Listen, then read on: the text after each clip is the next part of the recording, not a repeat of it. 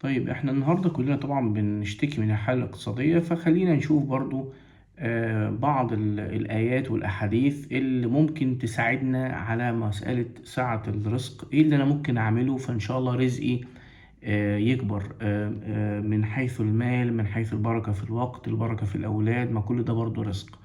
فأول حاجة طبعا شكر النعمة، لقول الحق سبحانه وتعالى ولئن شكرتم لأزيدنكم. فأنت لو كل يوم الصبح تعمل التمرين ده كويس، اقعد اشكر ربنا سبحانه وتعالى على نعمه اللي موجودة اللي أنعم بيها عليك، ولئن شكرتم لأزيدنكم.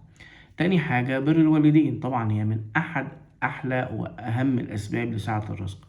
صلة الرحم زي ما كلنا عارفين، الاستغفار، وقلت استغفروا ربكم إنه كان غفارا يرسل السماء عليكم مدرارا ويمددكم بأموال وبنين ويجعل لكم جنات ويجعل لكم أنهارا. أكثر من الاستغفار، استغفر 1000 مرة 100 مرة على قد ما تقدر. أكثر من الاستغفار. الصدقة، طبعا انت لما تتصدق وانت نفسك في رزق ربنا سبحانه وتعالى يكثر طبعا من رزقك طبعا، لأن الصدقة كما قال النبي صلى الله عليه وسلم ما نقص مال عبد من صدقة. وكما قال الحق النبي صلى الله عليه وسلم إن الحق سبحانه وتعالى يأخذ الصدقة بيمينه فيربيها للعبد كما يربي العبد فلوة. فأنا بالصدقة ربنا سبحانه وتعالى يخلف عليك المسألة دي. فالصدقة طبعا من أهم أسباب الرزق. التقوى الله عز وجل، يعني ناس كتير نقول له ما تلجأش للحرام، ما تلجأش للربا، ما تلجأش انك تشتغل شغلانه حرام عشان انت عايز رزق. لا، قال الحق سبحانه وتعالى ومن يتق الله يجعل له مخرجا ويرزقه من حيث لا يحتسب. هيرزقك من الطريق اللي انت اصلا ما كانش على بالك تماما. طب ايه يا رب اعمل ايه؟ اتق الله.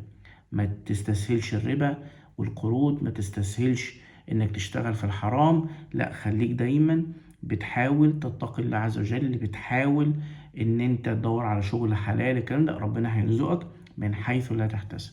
الاستقامة يا جماعة، البني آدم المستقيم على الطاعة، على المسجد، على الصيام، على الزكاة، على إنسان مستقيم يبعد عن الحرام ويحاول إن شاء الله يعمل الطاعات، ده سبب كبير من أسباب الرزق، لقوله تعالى وأن لو استقاموا على الطريقة لأسقيناهم ماء غدق لرزقناهم.